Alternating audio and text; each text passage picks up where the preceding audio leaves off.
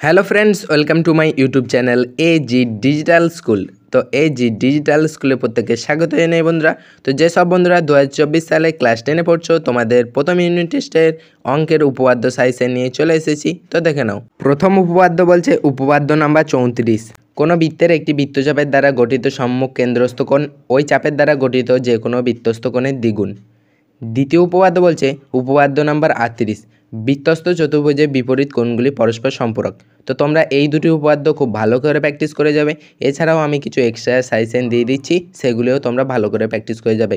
তো দেখে নাও, 3 নম্বর উপপাদ্য বলছে উপপাদ্য নাম্বার 32, ব্যাস নয় এরূপ কোনো জ্যায়ের উপর বৃত্তের কেন্দ্র থেকে লম্ব অঙ্কন করা হলে ওই লম্ব জ্যাটিকে সমদ্বিখণ্ডিত করে। 4 নম্বর উপপাদ্য বলছে উপপাদ্য নাম্বার 33, প্রমাণ করি যে ব্যাস নয় এরূপ কোনো জ্যাকে যদি বৃত্তের কেন্দ্রবিন্দুগামী কোনো সরলরেখা সমদ্বিখণ্ডিত করে তাহলে ওই সরলরেখা ওই জ্যায়ের উপর লম্ব হবে। 5 নম্বর উপপাদ্য বলছে উপপাদ্য নম্বর 37, অর্ধবৃত্তস্থ কোণ সমকোণ। তো তোমরা এই 5টি উপপাদ্য খুব ভালো করে প্র্যাকটিস করে যাবে। এই 5টি উপপাদ্য তোমরা ভালো করে প্র্যাকটিস করলে এর মধ্য থেকেই পরীক্ষায় উপপাদ্য কমন পেয়ে যাবে। তো তোমরা এই উপপাদ্য 5টি ভালো করে প্র্যাকটিস করবে আর অবশ্যই কমেন্টে জানাবে ভিডিওটি তোমাদের কেমন লেগেছে। ভিডিওটি ভালো লাগলে অবশ্যই একটা লাইক করো আর চ্যানেলে নতুন হয়ে থাকলে চ্যানেলটিকে অবশ্যই সাবস্ক্রাইব করে রেখো। তোমাদের জন্য এরকম আরও অনেক অনেক ভিডিও অপেক্ষা করে আছে। তো সবশেষে বলি, ভালো থেকো, সুস্থ থেকো।